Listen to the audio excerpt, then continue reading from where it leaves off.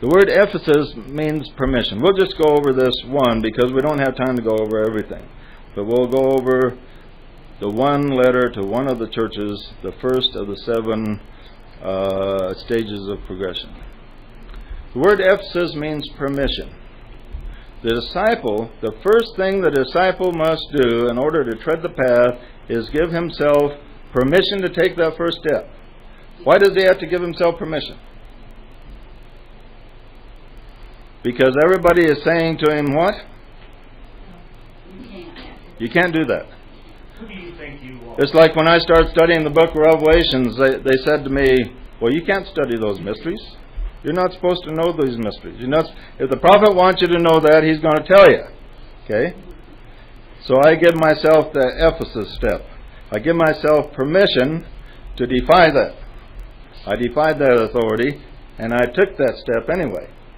This is just one of the things. Everything the disciple tries to do when he's around in an organization controlled by the beast, and we'll get into that, most of you know what that is they will tell him, no, you cannot do that. You can't speak that way. You can't talk about this. You can't study this. You cannot go there. And so the first step the disciple needs to learn is not listen to these voices. Give himself permission to follow the inner inclinations that he has. He may not have full soul contact at this point. He's just dabbling in contacting the inner voice. He's not really sure of himself. But in order to go anywhere, even though he's not 100% sure of himself, he doesn't have 100% soul contact, he's still got to give himself permission to take the first step. He's got to give himself permission. Nobody else is going to give him permission. You ever notice that people want permission for everything they do? I like a story Curtis told me one time. He was talking to this Mormon guy, trying to convince him of the error of his ways, and he was explaining to him something he got out of the scriptures, and he says, well, what do you think of this? And he says, well, let me go talk to my bishop to find out what I think about it.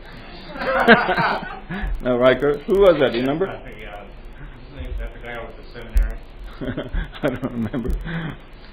But yeah, I'll go talk to my bishop, find out what I think. In other words, the guy wouldn't give himself permission to even think for himself on that small of an angle. He couldn't look at the sentence Curtis was showing him and say to himself, I'll just look at this and see what it says. No, he couldn't give himself permission to even go that far. He had to go to his bishop to find out what he thinks. My bishop will tell me what to think, and that'll be what I think on it. That's just really simple. It's also very lazy, because if you don't have to think and everybody else does your thinking for you, then it doesn't require any effort. So normal religion is the lazy man's religion. Normal thinking is the lazy man's thinking. Everybody wants permission because they don't want to figure out themselves what they're going to give themselves permission to do, because that takes a little bit of thought. And so Ephesus is permission. He has to give himself permission to explore. Maybe to explore unknown territory, to read books that everybody tells him he shouldn't be reading, to go to meetings that everybody says you shouldn't be going to associate with people that everybody says, no, you shouldn't be associating with that scum or that crowd or those weirdos over there. No, you shouldn't be going to that Keys gathering. That's too weird for you. Or whatever. But the disciple has to learn to give himself permission. So the disciple has given himself permission to enter the path.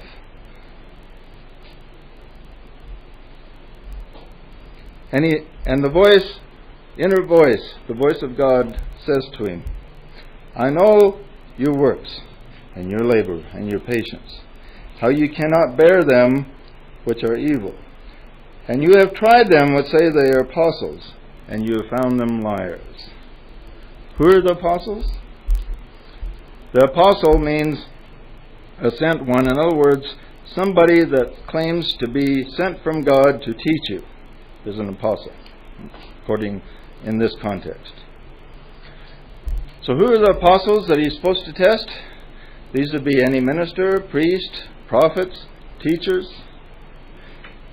And the inner voice is telling him, hey, you've done two things right. You're Ephesus, you've given yourself permission, and you've done something else I really like. You've tested those that claim to be apostles, representing the voice of God, and you have found them to be liars. They have lied to you. You realize that. That's great. This is the first step you're taking on the road to becoming like your master, and you have done this part right. You've tested them, and you found out they have not been telling you the truth. Congratulations. You got a little pat on the back there from the voice of God within. And thou hast borne and hast patience, and for my name's sake has labored and has not fainted. So after he found out these things, he gave himself permission. He's exploring. He's found out certain truths that conflicted with everything that he's been told. He's found out that everything everybody's been telling him hasn't been true, and he's finding out new truths. And he's congratulated also or praised for not fainting, that he's continuing, even though he's probably got a lot of flack. He's had patience, and he's prodded forward. Nevertheless, he says, I have somewhat against thee, because thou hast left thy first love. Now this is interesting. Remember therefore from whence thou art fallen. So the praise ends there, and he says, you've done a couple things that are really good, but you're really screwing up on this one area. Now this is what happens. The disciple begins along the path. He does some things right, and some things he really screws up on. And that's going to continue to happen to all of us as we go into new territory. We're never going to be perfect. So this is where you really screwed up. You left your first love. Remember from whence you have fallen, or else I will come unto thee quickly and will remove thy candlestick out of its place. Okay, I want to remove his candlestick out of his place. That means his place, his candlestick in this place right now signifies he's at the first step. He's taken the first step, he's given permission, and he says, if you don't take this advice, this first step you're on, it's going to be like you never took it. You're going to go back and be under somebody else's permission again. So you need to listen to what I'm saying. If you're going to continue on the path, you have to remember your first love. Now the regular interpretation of the first love, they say, well, this must mean the church of Ephesus. Their first love was the gospel, and they kind of deviated from the gospel, and so they needed to go back to first love and start living the teachings of Christ again. That's the normal interpretation almost everybody gives of this. But his first love, what was his first love as far as attempting to tread the path before he actually found the path? His first love, he was under the authority of a system, a religious system. He had teachers in it, and they told him what to do, and he listened to them, and he diligently obeyed and did everything he could to live the righteous life. He didn't deviate, but he focused, and he lived the righteous life. Like before, most of us, some of us were in the churches before we entered the path, and we were good members. Some of you were good members of a church and did what you were told, and you obeyed the Sabbath. You didn't beat your wife. You didn't steal. You didn't murder anybody. You did the basic stuff. Okay? This was his first love.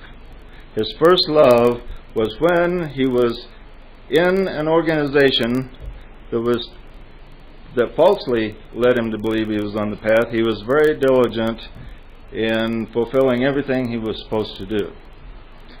But he left his first love. What happens to the disciple when he gives himself permission? Hey, I can do what I want to do. He enters the path. He goes from one extreme to being extremely constricted, to where he can't do anything.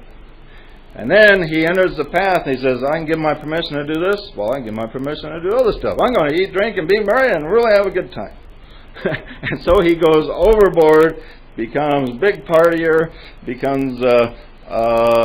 gives himself permission to let him go into sex orgies and all kinds of weird stuff, and give themselves permission to do just whatever they feel like, and they go the other extreme, and they give up all that discipline that they've learned. Discipline just goes out the window.